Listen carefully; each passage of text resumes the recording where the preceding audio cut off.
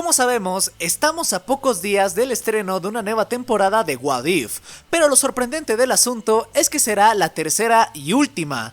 Yo sé que las mejores fragancias vienen en botellas pequeñas, pero es una decisión que sigo sin entender. No sé si lo quieren hacer de este modo para que la existencia de What If no intervenga con planes que se tengan a futuro, con otras entregas que tienen de los Vengadores, que como sabemos serán Doomsday y Secret Wars, películas donde el multiverso tiene mucho que ver, pero aunque así fuera no me termina de cuadrar. No estamos hablando de una serie que ya tiene una continuidad medida, que ya no da para más. Por ejemplo, ya no tendremos más temporadas de Loki, y es entendible, porque es una historia que ya ha cerrado completamente. No tendría sentido tratar de seguirla extendiendo. Pero What If no es una serie que dependa de un protagonista en específico que ya haya cerrado su historia. Porque incluso podrían desprenderse de la Capitana Carter, que es el único personaje vivo que ha estado presente en ambas temporadas activamente, y no habría problema, porque el mayor atractivo de este concepto en sí es ver materializar miles y miles de posibilidades que pueden derivarse del UCM. Es un concepto ganador. He sabido incluso de personas que ya no siguen tan de cerca el UCM,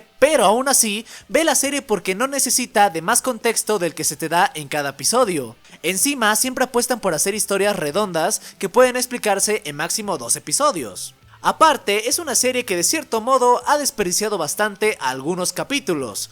Yo no suelo quejarme de esto porque entiendo que los escritores se dan ciertas libertades para hacer historias bobas con el afán de crear capítulos más cómicos y ligeros, pero sí es cierto que de 18 episodios actualmente disponibles, hay varios que perfectamente pudieron ser mejor aprovechados. Por ejemplo, el episodio de qué pasaría si Thor fuera hijo único. Lo más rescatable que tiene este episodio es el combate que se da entre la Capitana y el Dios del Trueno.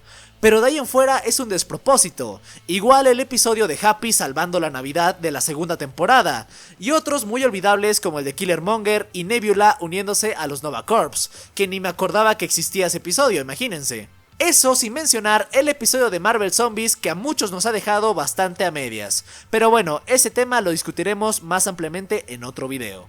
Ahora, no me malentiendan, tampoco quiero sonar como un hater más y ya, porque definitivamente hay capítulos que son una maravilla absoluta, como el de Doctor Strange perdiendo su corazón, que es mi favorito de toda la serie, el de Kaori, que fue una sorpresa muy grata, Peter Quill enfrentándose a una nueva alineación de Vengadores, todo el arco de Ultron Infinito, o incluso el de Hank Pym eliminando a los héroes más poderosos del planeta.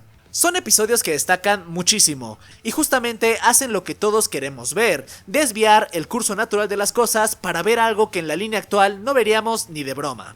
Y usar todos los personajes que quieran aprovechando que es una producción animada.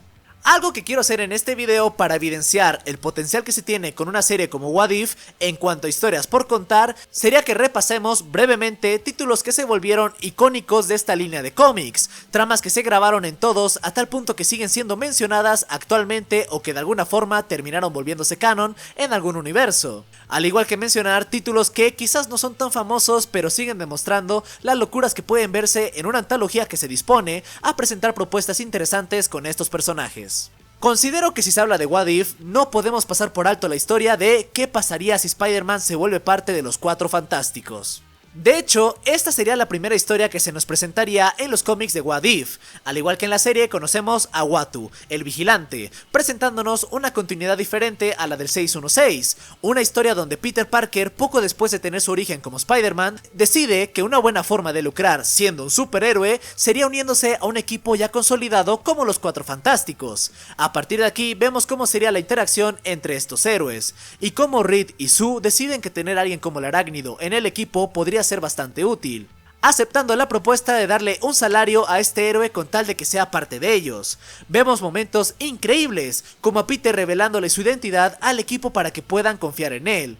Es un junte que se quedaría en la cultura popular por mucho tiempo. Incluso en el videojuego de Spider-Man podemos ver que se hace referencia a este personaje usando un traje de este equipo.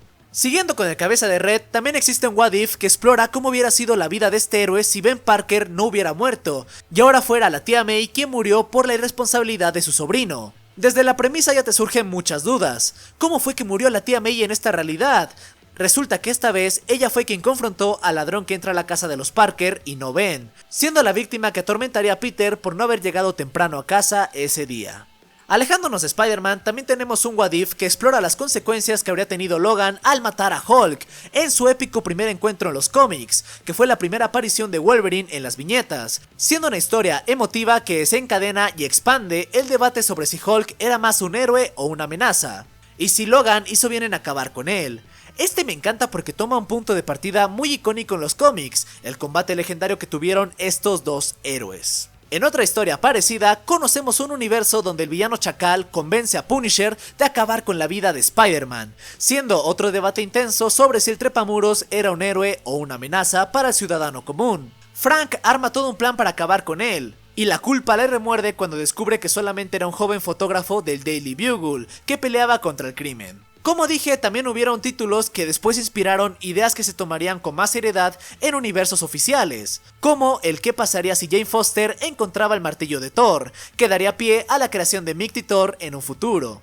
Como podemos ver, se sigue un patrón que consigue que las historias sean impactantes. Se toma un punto de la línea que todos conocemos que sea importante para algún personaje y le da un giro que abra nuevas puertas que no se abrirían de otra forma en un universo oficial. Llevándolo al UCM han tomado momentos importantes como la era de Ultron, el origen de Doctor Strange o el experimento que le dio a Steve Rogers sus poderes, pero existen todavía más puntos que pueden tomarse en cuenta. Por ejemplo, haciendo honor al deseo de mi amigo Androx por ver en pantalla al Mandarín contra Iron Man, podría tomarse de referencia este punto en el tiempo, que esta vez el verdadero Mandarín saliera a defender su nombre ante la estafa que se está creando alrededor de su legado, como lo vimos en la película, teniendo así finalmente esa adaptación de la batalla que nos negaron hace tantos años.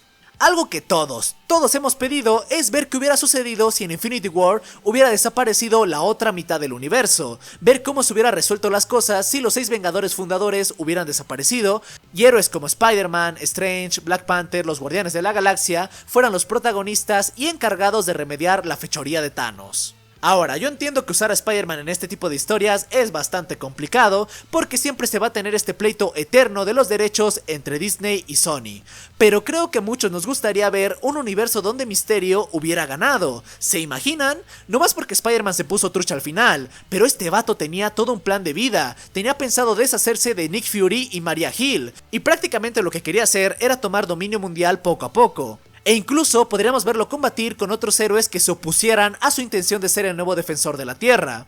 O ver cómo hubiera lidiado con eventos futuros que involucran amenazas nivel Vengadores. Eso estaría joyita. O bueno, también digo, ya sería mucho pedir, pero estaría bueno ver un universo en el que Venom se hubiera salido de México. Pero bueno, eso ya supongo que es demasiado de mi parte. En fin, definitivamente me entristece mucho ver que What If se acaba en esta tercera temporada. Me parecía una de las mejores propuestas que Marvel había puesto sobre la mesa después de Endgame, y que sin duda tenía mucho más para dar que solamente 27 episodios. Ustedes díganos, ¿qué otras historias les hubiera gustado ver en What If? ¿O qué historias de los cómics conocen y les gustan mucho de estos escenarios hipotéticos? También aprovecho para preguntarles si les gustaría ver en los siguientes días un resumen de la segunda temporada o no, para saber, que ya saben que aquí estamos a sus órdenes. Somos el dúo y esperamos que les haya gustado.